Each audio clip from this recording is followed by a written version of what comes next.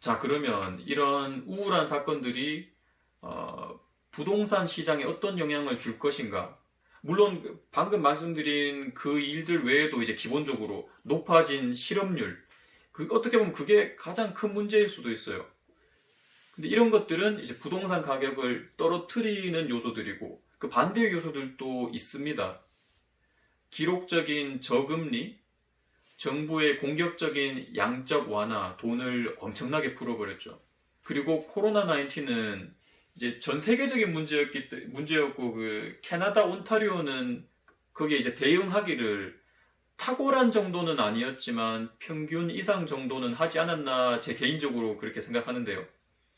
사태가 좀 안정이 되고 국경이 열리면 인구 유입이 계속 되지 않을까 생각합니다.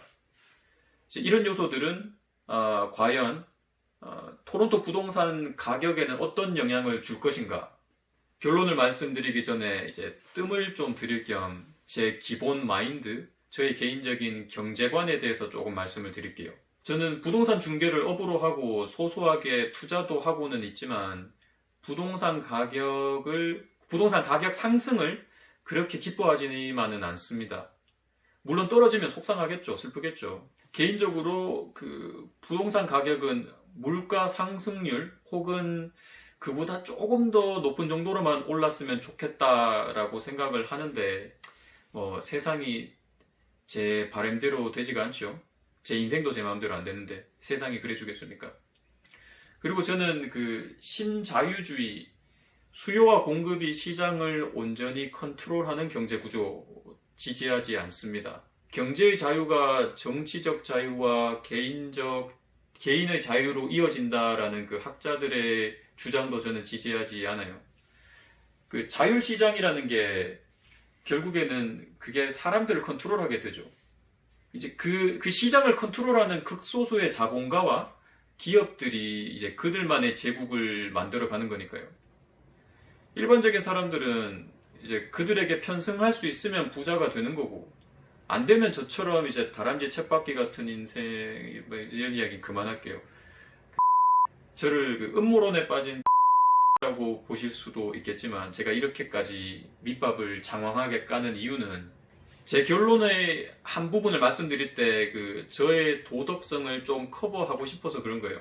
착한 척 하는 거예요. 뭐냐면 코로나19 같은 재난이 발생했을 때 보통 사회적, 경제적으로 약한 계층이 더 피해를 보는 게 현실이잖아요. 부동산 시장으로 그걸 연결해보면 죄송한 말씀이지만은 토론토 내에서 부동산 구매력, purchasing power가 있는 사람들은 그렇지 않은 사람들보다 코로나19의 피해가 덜하지 않았나라고 저는 생각하는 겁니다. 직장도 더 안정된 포지션이었을 거고요. 물론 그 대기업들도 레이오프를 하고 있고 앞으로도 더 할 가능성이 높은 건 저도 알고 있습니다.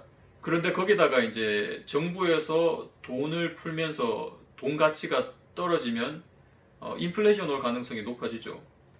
그런데 아직 경제가 회복된 걸로는 보이지 않고 이제 그래서 불안하니까 소비가 풀어진 돈으로 소비가 그렇게 많이 늘어날 것 같지는 않아요. 그 돈이 그래서 이제 부동산으로 모이게 될 가능성이 있다는 거죠. 그런데 부동산으로 돈이 모이게 되더라도 아직은 상황이 불안하니까 큰 집들보다는 계속해서 작은 콘도들이나 동네 평균보다 작은 사이즈들, 동네 평균 가격보다 낮은 가격대의 하우스들이 가격 유지를 더 잘 하거나 혹은 상승할 가능성도 있다고 봅니다. 이제 그렇게 되면 큰 집과 작은 집의 가격 차이가 줄어들겠죠. 근데 어차피 지난 1, 2년을 되돌아봐도 몰기지 스트레스 테스트 때문에 그런 현상이 없지 않았어요.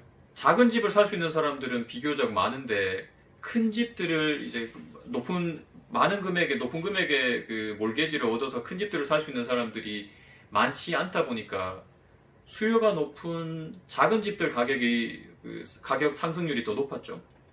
큰 집들과의 그러면서 가격 격차가 줄어들고 있었어요, 이미. 그런데 그게 포스트 코로나의 그 현상이 더 지속되다가 이제 경제 회복이 시작되는 것 같다는 작은 신호만 보여도 작은 집 줄게 큰 집 다오 사람들이 노래를 부르면서 부동산 시장으로 다시 나오지 않을까 조심스레 예상해 봅니다.